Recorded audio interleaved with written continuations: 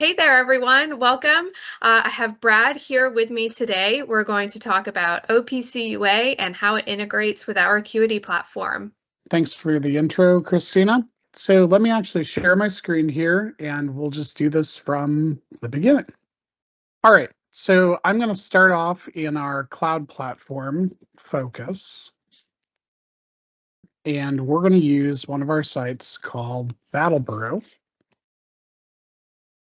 for our demo today. Okay, so here we are at Battleboro, and from Focus, we have this great monitoring view where we can see what's happening with the site today. But I want to get data from this site, both real time and historically, into another system. And I want to show you how to do that using a protocol called OPC UA.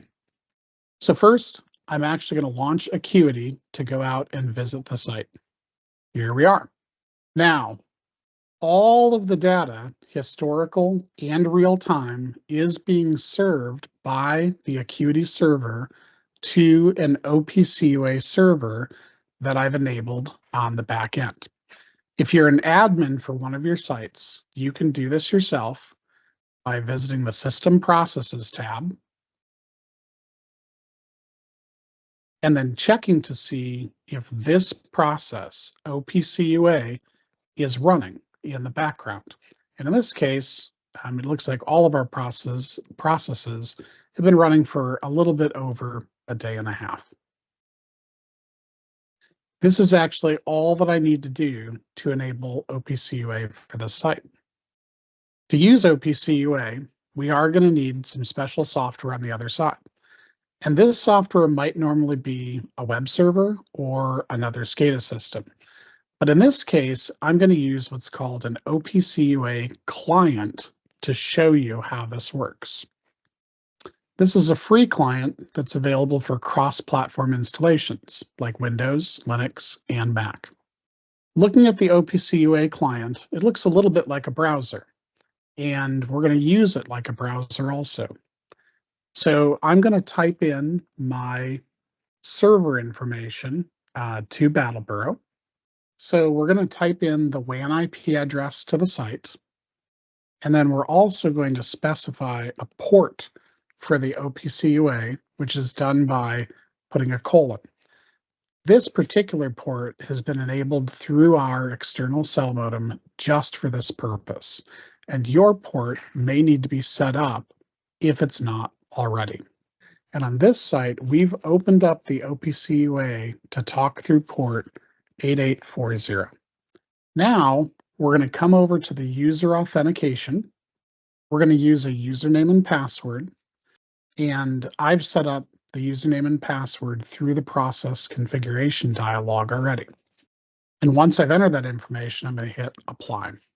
The last thing to do then here is to actually try to connect to the server. OPC UA, unlike other protocols, actually supports security.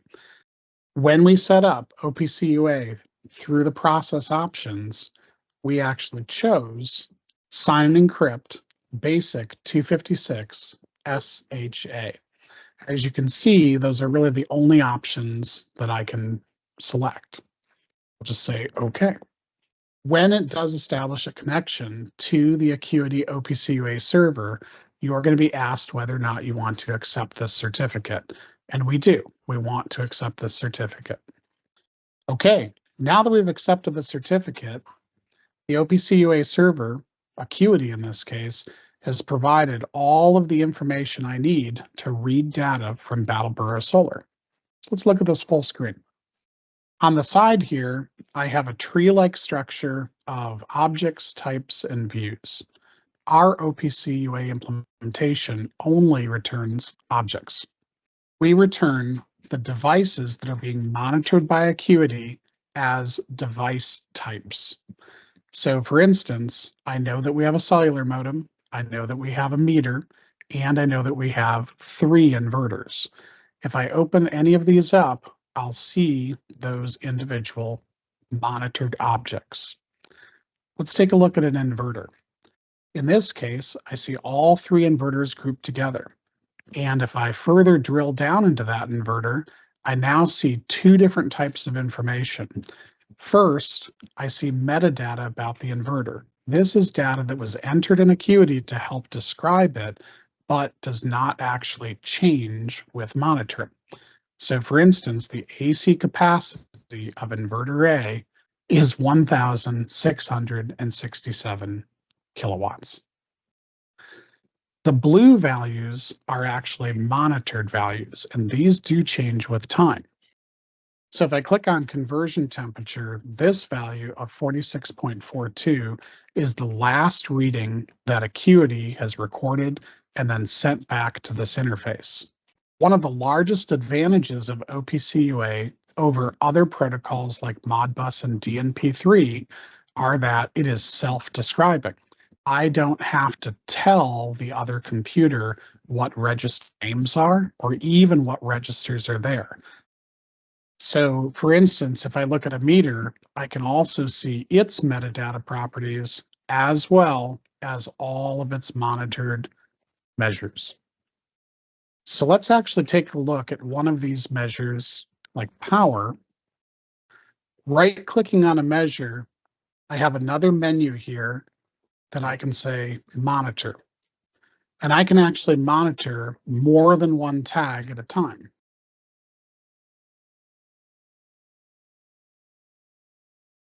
So now that I'm monitoring 3 different values from our meter, we can see the source timestamp of when those values were actually collected.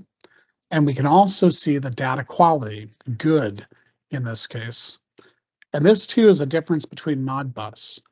When OPC UA is reporting a good data value, that means that these data values are actually moving around, they are current, and they are reporting successfully.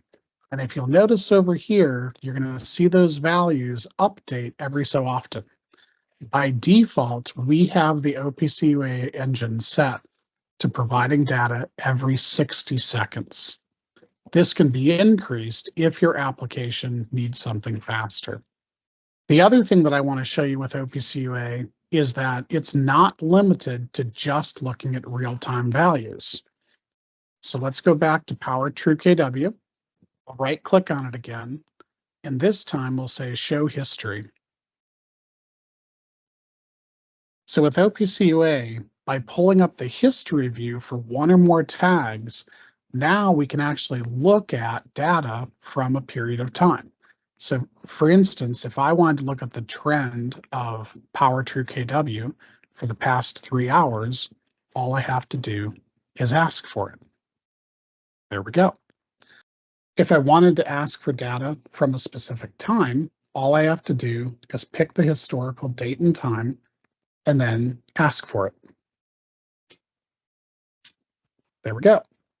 This ability to grab historical data is a real game changer for people doing asset management where they may have lost connectivity to a site for a period of time and now need to backfill data.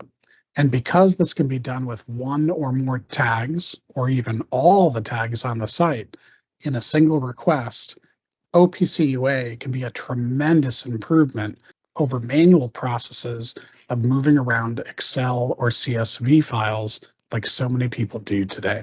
So just to reiterate here, OPC UA has several advantages over traditional means of communication like Modbus or DNP3. OPC UA allows for security. It is self-describing. It will tell you what registered tags and data types are. You can use it for both real-time monitoring and historical data querying. And just like Modbus, OPC UA is completely free. All right, Christina. Thank you so much for showing us how Acuity works with OPC UA. If you or your company would like to use the OPC UA protocol, please reach out and we'd be happy to help you get set up. Thanks for watching.